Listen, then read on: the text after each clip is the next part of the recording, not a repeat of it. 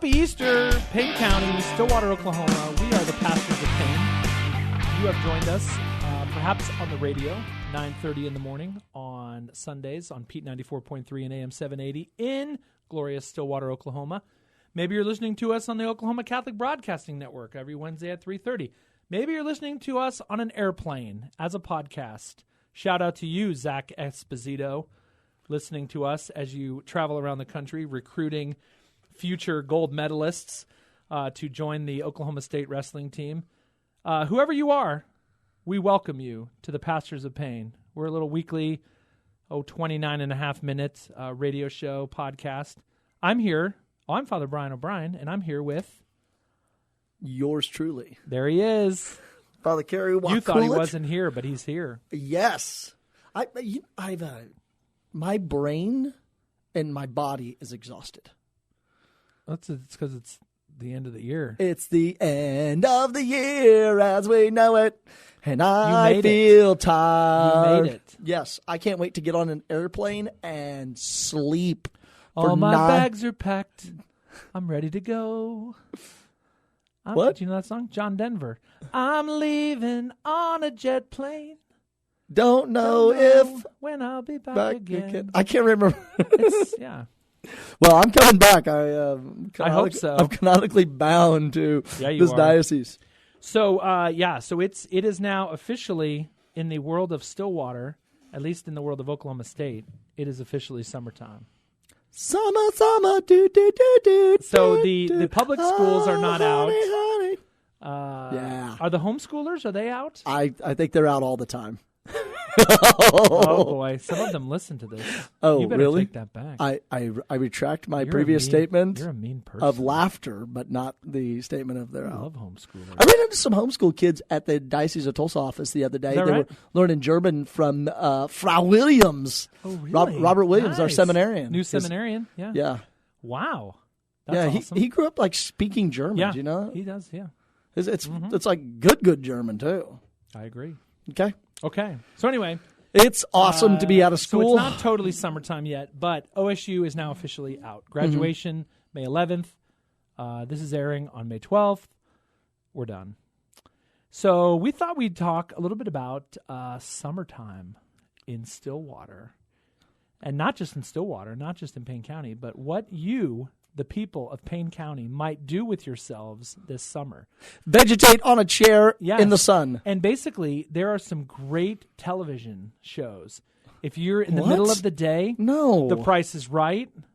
The Price is Wrong, O'Brien. I was getting my oil changed the other day, and I was watching one of those judge shows, where like people...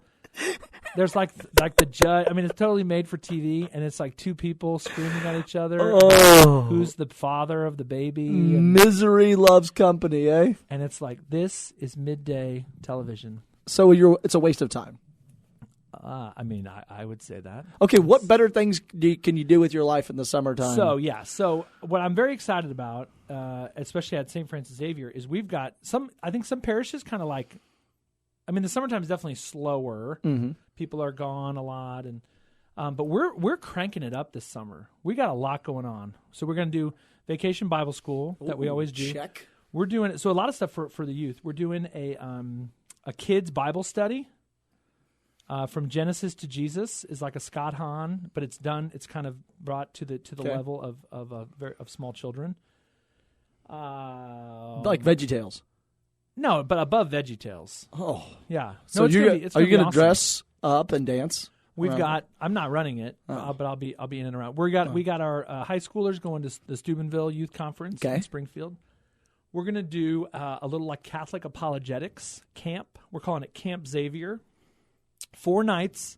We're every night 6 to 9, 6 o'clock food, 6:30.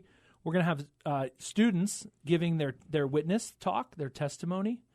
7 o'clock, a teaching on a particular subject. 8 o'clock, adoration and confession.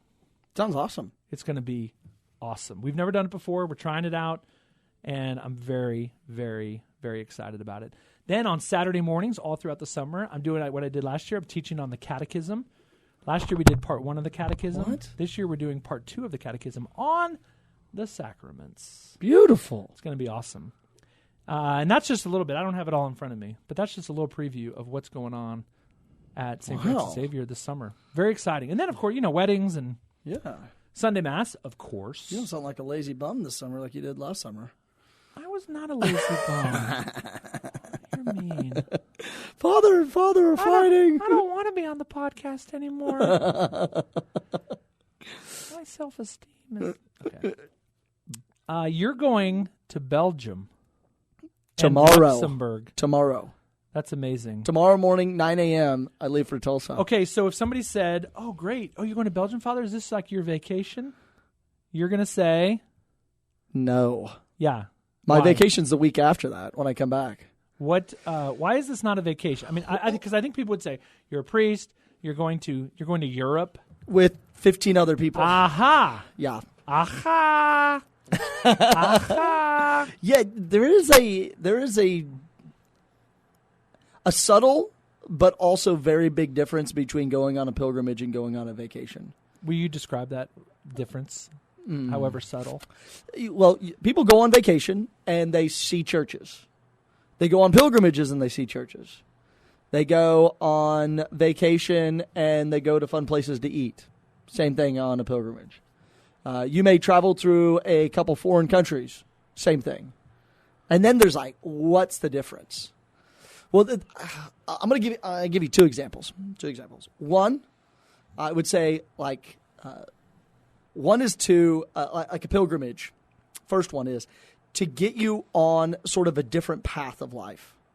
Or if you've been off the path, to kind of put you back on it.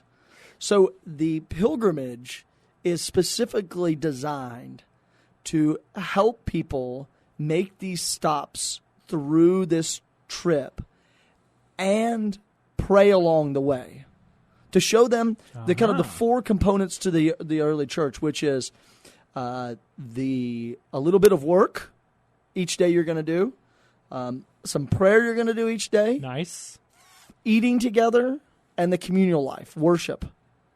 And so we're going to do those things along the way on this pilgrimage. So that's one of them, to kind of reorient yourselves and to deepen more into the faith, these beautiful things that are the mysteries of God. The second one is to make a change, metanoia. There's this scene. But God made me perfect. Why do I need to change? I'm channeling college students right now. I don't need to change. So there was this young man, and his name was Saul of Tarsus. And Saul of Tarsus sounds interesting. Yes. Tell me more. He was called a zealot. Like we have zeal, lots of zeal for things. Zelo in Greek means to boil. And so he was a young man who was boiling.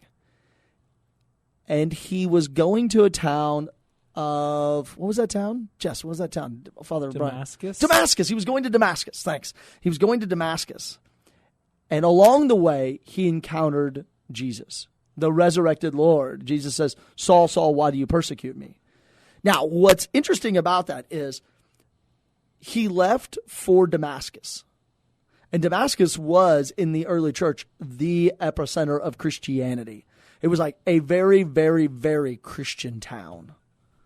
And so Saul is leaving all his other friends that are sort of zealousness. Saul still breathing murderous threats. Yeah, he's going towards Damascus. So and then along the way he has an encounter with Jesus, and his sins are made known because when Jesus, this is Acts chapter 9. Yeah, Jesus talks to who? And says, hey, I want you to go and baptize him. Ananias? He goes to Ananias. Jesus says, Ananias, I want you to go and see this guy Saul. And he's like, whoa, whoa, whoa. We know what kind of guy Saul is. I'm not messing with that dude. He kills Christians for a living. And he's like, Ananias, I want you to go there. And he's like, okay. That's courage, man. Yeah. So this is a great image of the pilgrimage. It's like, I want you to go, Osama bin Laden. Osama bin Laden is here, and I want you to go and speak to him and baptize him. You would be like, whoa, I'm not messing with that guy. Yeah. And that's what he was. He was kind of a terrorist. So Saul had this encounter with Jesus. He's away from his wild friends, these zealous friends, and he's on his way to a Christian town where people are living out the commandment, love your enemy and pray for those who persecute you. What good is it just to love those people who love you? Like St. Stephen. Yes. Who said St. Paul participated in his... Saul killed him. Saul, yeah. Killed Stephen. Yeah. So we have this. What's really cool about a pilgrimage is you get these students away from like all the things, the boiling things that are causing a lot of stress on their life. You get them away, and you take them to these Christian religious shrines, and along the way, you fast, you pray, you eat, walk, you hang out with other good people, you walk, you get a little less sleep. You get a little extra sleep. And then there's spiritual reading done. We pray the rosary. We go to Mass every day. And so when you put college students and young people in the midst of all of this, it provides a deeper encounter with the Lord. Maybe throughout half of their year or a good chunk of their year, they haven't had time to dedicate to Jesus and his church and a relationship with the Father and the Holy Spirit. And now they're going to do it in a really intense way. And so I've had students who have go on pilgrimages who came back and was like, who are you? I mean, huge transformation. Change, metanoia. Yeah, metanoia. So there's a one of my favorite books called The Way of the Pilgrim. If you've never read it, it's a story of a Russian pilgrim. And he's basically like walking through Russia. The Way of the Pilgrim, I encourage everybody to read it. Excellent read for this summer. It's very short. It's a story, and it is a famous Russian book.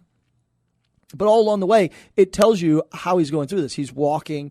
He has daily prayer. He has daily Eucharist.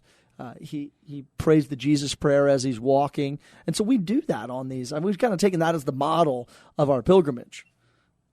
That's awesome. So you all are going to, as we said earlier, like this is not vacation. Someone could easily say like, oh look, he's how is your vacation? And we're saying it's not a vacation; it's a pilgrimage, and that there's a difference. Disney World, you don't take a pilgrimage to Disney World. Some people go to Rome. Yep, Rome, the Holy Land. Yeah, those are I would say Rome and the Holy Land are probably 1-2 in the world as like destinations. Santiago Compostela. Yep, 3. Yep, Spain. But people Mexico City. To the Shrine of Our Lady of Guadalupe in Mexico City. But people go on the Camino de Santiago as vacation. And they use it as a walk. They use it as recreation. Some people go to Israel just for the historical stuff. They're not going there they're going there to see the holy sites. Where is your heart? So Yeah. Your heart is the difference between a pilgrimage and a vacation. Right. So right after I was ordained a priest, I got to go on a pilgrimage to the Holy Lands. I remember that. I was 5 days a priest, and I got to celebrate Mass in the Tomb of the Resurrection. Whoa. Yeah.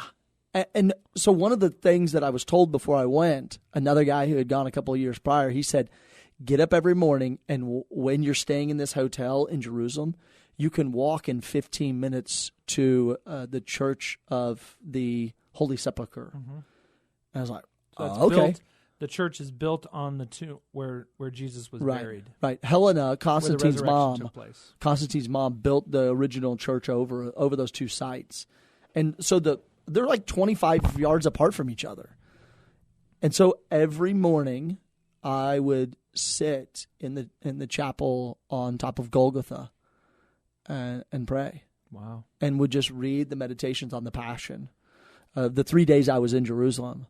And then when I would go, we'd go to a different place, the Sea of Galilee. I would go and I would read all the stories around the Sea of Galilee. And then one occasion I went down to a dock down at the bottom of our hotel. Did you jump in? And I backflipped into the Sea of Galilee. I was like, just okay. Like so Peter, did you gird your loins? What does he do? It says he puts on clothing. Like scantily clad because he was fishing. Yeah. It's stinking hot out there. Okay, so that was the gospel from last Sunday. And I was reading it in Greek and reading it in Spanish. And it says he was naked. Desnudo? Yeah, it says he's on the boat naked. And in English we say he's lightly clad. Which is it? Spanish and Greek it says he's naked as a jaybird. Wow. Yeah. Gymnasio. Is that a good way to fish? Gymnasium? Gymnasio? I think that's a word in Greek for to be without clothing on. Wow.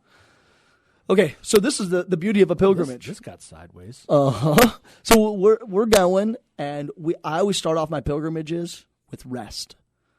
So the very first day, we're going to the Marian There's 2 Marian apparitions in Belgium. We're going to go to the Marian apparition in, I think it's Basset, or that's Saint Andre Basset, whichever one that is.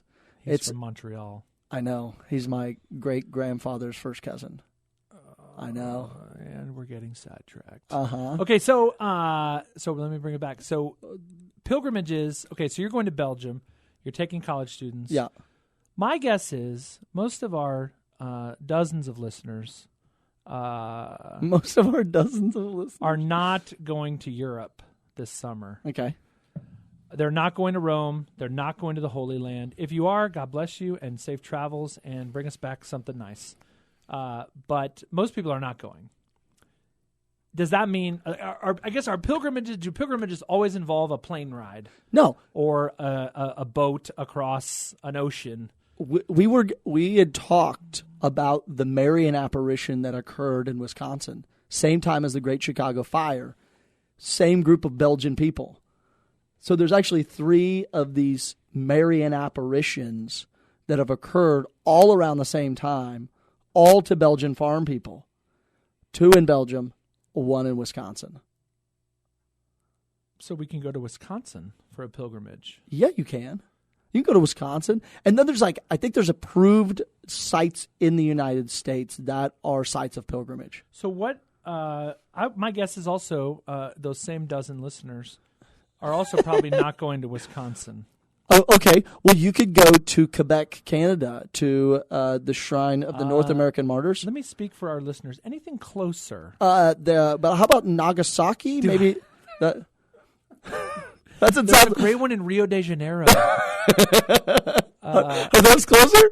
Anything closer? Oh, let me guess. Local. Give me one. I don't know. No, I'm just thinking so I'm just kidding. Could a Bison, take a road Oklahoma. trip? Yeah, so we've got right here in Oklahoma. The right? Archdiocese. We are not a very Catholic place, Oklahoma, right? We run about 5% of the population here, and growing.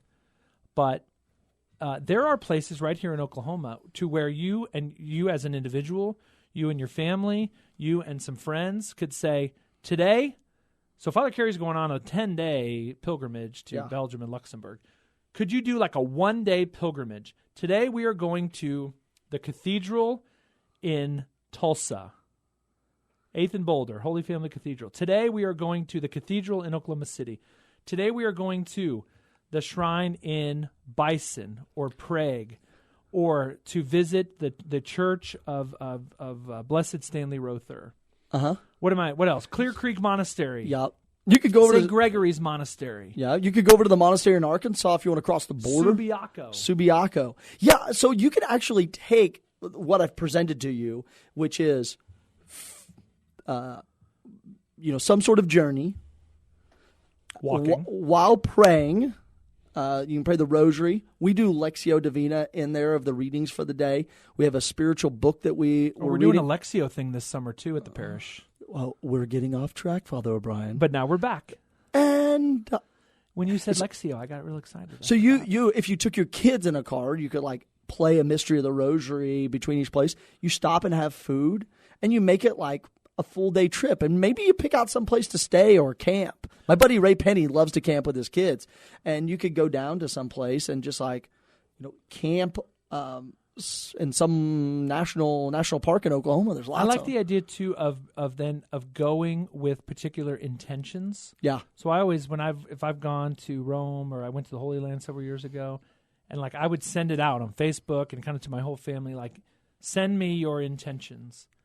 And then what I would typically do is I would print them all out the day before I left. I would print them all out. And they were, some people were just for my family. Some people give you, a 9-page story of everything that's ever happened to them. But I would print it all out. So I'd have a big, kind of a thick little packet. And I would just carry that wherever I went. It was just in my bag. And so when we would go to St. Peter's and celebrate Mass, when we would go to in the Holy Land, to any of those places you were just talking about, I would take out the paper and I'd put it on the altar when I would celebrate Mass. So those prayers rising up to God, but I went with my own prayers, my own intentions, but also that of other people. And so when you take these little pilgrimages, whether 10 days to Belgium, whether one day to Bison or Prague or Bohuska or somewhere cool like that, is bring with you specific prayers. Maybe something's going on in your own life that you want to bring on this pilgrimage, but also to bring other people with you. We're in this together, the body of Christ. Yeah, it's fun. It's a cool road trip too. You get out, you see the country, you get to grow in your faith. It's a moment of conversion too, because you're in vehicles with people that you may not want to be trapped in a vehicle with. On one occasion, we were on a pilgrimage through Poland, and one of my classmates from seminary decided, "Oh, yeah, I'm going to do my laundry," and then it rained the next day. Excuse me, it rained the next day. So what did he do with his wet laundry? He hung them up in the bus that we were in. Ew. So I looked to my right, and I was like, whose boxers are these? And I hear this, those are mine, Wakuch. Like, no. I threw him at him, hit him in the face. Pilgrimage rules. Yes. If you do your laundry, you're supposed to dry it out yourself someplace. Well, inevitably, I think when you're traveling, and this is true certainly with families, but my guess is with your group, like at some point in 10 days, you're with all these people. You kind of, at some point, you want some alone time. You get sick of each other. And so your patience is called to grow. Uh-huh. That idea of kind of iron sharpening iron, and that's part of the pilgrimage, is you never quite know who you're going to encounter. You never quite know the dynamics of the group that you're going with. Right. But that's, you go back to Saul of Tarsus, and he's on it's while he's on the pilgrimage. He had not reached his destination. While he was on the pilgrimage, who does he encounter? He encounters the risen Lord, who calls him to conversion.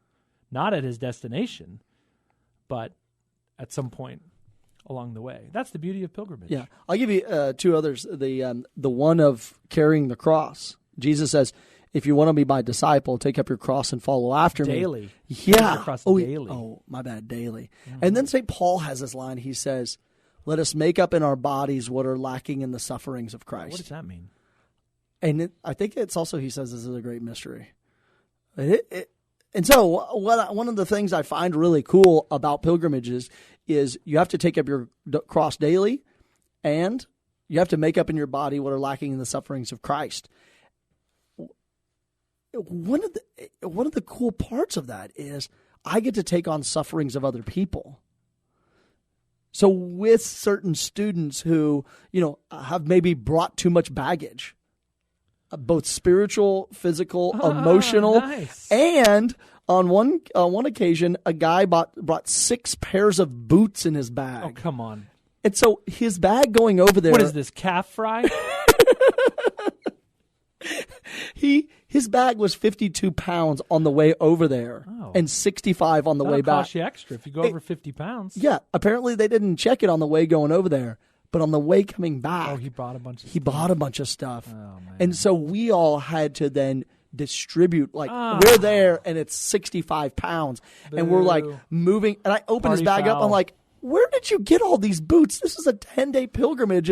Why did you think Timberlands were going to be good walking boots? Oh, well, it was the first time out of the country. I didn't know what to bring. So now I check everybody's bags. You go through everyone's bags? No, I describe the bag that they can bring, nice. And that's it. So you get to carry on other people's sufferings, both planned, which you know that there's going to be a few, and also the mysterious ones that show up at the baggage terminal. Oh, yeah. Well, especially, people who maybe haven't traveled a lot before, and they think, I have to have, what if I meet someone? I might need, a nice outfit. It's like, come on. Yeah. Well, the other one is there's a pilgrimage through Kansas for Emil Capon, blessed servant of God. Pilsen, Kansas? Yeah, Pilsen, Kansas. And they do a walking pilgrimage every year. Really? And so some people go on this walking pilgrimage and haven't walked more than 5 miles in the last, couple weeks, right? They haven't done much walking. And other people have. So you get blisters, your feet get sore, people wear the wrong shoes. Pick up your cross daily. Yeah. Or a lot of times show up in penny loafers. People buy new shoes. Oh, we're going to Rome, and we're going to walk 12 miles a day or 15 miles a day. I better get some new shoes. And then, like, the first time they wear them is, like, day one. It's not good. It's not good. Penny loafers. Yeah. I thought these penny loafers are going to be awesome. I wanted to look good in case I meet someone. Okay, 1, no one wants to meet you. 2, don't do that. Wear comfortable shoes. Or maybe not comfortable, but, like, good worn-in shoes. Good walking shoes, right. Yeah. So there's a lot of options. So as you kind of think about your summer, how are you going to grow in your faith over the summer? I think too often we equate summer with vacation, so it's going to happen, and it's going to happen at just about every Catholic parish I've ever seen. There are going to be fewer people at Mass in the summer, and that's I think two reasons, especially in a college town. Some people literally have left. The students obviously go away. They go home. People go on vacation. People go on pilgrimage. But then I think there are people, and my hope is it's nobody listening to this right now, who say, it's the summer. I want to sleep in. We'll take we'll go to Mass every other week, or don't, right? When the Lord says, keep holy the Sabbath, keep holy the Lord's Day, that's not while school is in session. Mm-hmm. And so making Mass a priority, making confession a priority, making growing in your faith a priority. And one of the ways you can do that is sit down with your spouse, sit down with some friends, sit down with whoever you want to travel with, and make a plan to do a little pilgrimage. Maybe start with Okarchi. Start with Bison, Holy Family Cathedral, yeah. Our Lady's Cathedral. And see how that goes, and then do it again. Maybe you do it a couple times. Maybe you do an overnight. You do, you go Pahuska, and then you go Prague, and then you go Holy Family, whatever it may be. Yeah, and there's some really cool ones. There's the shrine of the first martyr in central Kansas, the first martyr of the Americas. I think his name is like Jose Padilla. And so we did a little historical of the Santa Fe Trail and then little religious stuff. And it was really cool. Me and a bunch of priest buddies. So this summer, I'm going to take some priest buddies, and we're going to do like the City Museum in St. Louis, the new cathedral in St. Louis, the Basilica with the... Is this me? Am I going? No, some priests. You know what else is in St. Louis? The Bowling Hall of Fame. Really? Don't miss out on that. The World War I Hall of Fame in Kansas City is there, and then you can go up to Conception Abbey. World War I has a Hall of Fame? Not a Hall of Fame. Okay. Oh, I'm an idiot. The World War I Museum. Okay. And then you could go up to Conception Abbey, real awesome monastery there. Wow. Then across the street is that convent with thousands of relics. They have relics, yeah. A Clyde convent. So a ton of opportunities. And really, this is true wherever you live. My good friend, my friend Pam Tupi, who lives in California. Who? Never heard of her. Pam and I went to college together. I know, you've spoken of her often. Converted to Catholicism. She's awesome. And she and her husband, Sean, they listen along with their children. And they live in California, right? And there's, if you live in California, all up and down. Sacramento, San Luis Obispo. Yeah, all those missions. And so really, wherever you live, just Google pilgrimages, Catholic pilgrimages near me, and see what happens. If you can go overseas, go overseas. Holy Land, awesome. Rome, awesome. Belgium, awesome. Bison, Oklahoma, awesome. It's not Rome, but it's still a great place where you can go and grow in your faith. So do not take the summer off. The summer is for growing in your faith, and you actually now have more space, more time to do something really different for you and your family. Be like St. Paul.